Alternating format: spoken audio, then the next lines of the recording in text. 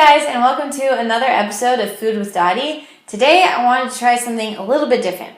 So Kevin and I have been obsessed with soup lately. It's probably because it's the perfect cold weather food, but recently this weekend we tried Amy's brand organic French country vegetable soup, and we fell in love with it instantly, and it became our favorite canned soup we've ever had. So we wanted to buy like 10 cans of it, but it's about $4 a can, and that adds up. Eating healthy can be very expensive unless you use some money-saving tricks like making your own soup. And I'm going to make it in a large quantity so we can eat it throughout the week. It's going to end up costing us less. So I haven't even tried it yet. I'm going to try and mimic this recipe and see if it tastes as good, and if it does, this will be a great alternative so I don't have to buy the cans all the time. So I looked up the ingredients, I used the same ingredients, I added a couple of my own, and I made up the method for making it. So here's my little experiment, and we'll see how it turns out.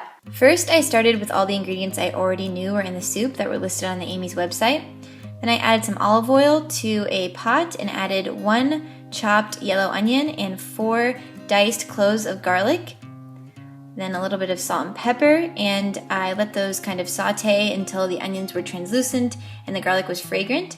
Then I started with my veggies. I was going to add 2 chopped red bell peppers, but I already had an orange one in the fridge and decided to do 1 orange and 1 red.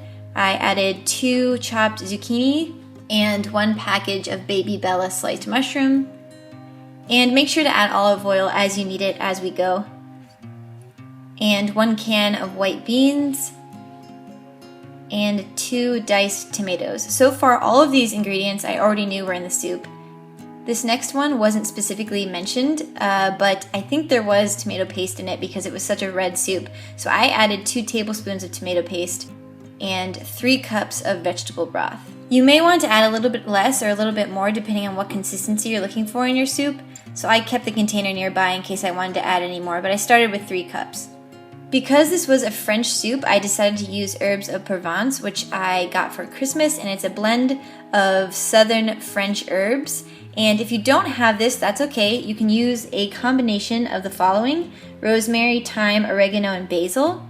If you don't want to use any of that, you can always use a pre-mixed seasoning like Italian seasoning or Greek seasoning, whatever kind of flavor that you prefer. But if you want to make it taste like Amy's French country soup, you might want to use some French seasonings like the ones that I listed, or if you have herbs of Provence, that would be best. And stir it well with a little bit more salt and pepper. Now we're going to raise the temperature and bring the soup to a boil before we add our rice. I would suggest adding about 1.5 cups of long grain red rice. This was a little bit difficult for us to find, but we ended up finding it at Whole Foods with the 365 brand. This took forever to cook, so if you'd like the process to go more quickly, I would suggest cooking the rice separately and then adding it to your soup. Once the rice is cooked and tender, you are ready to serve, and it's going to smell amazing.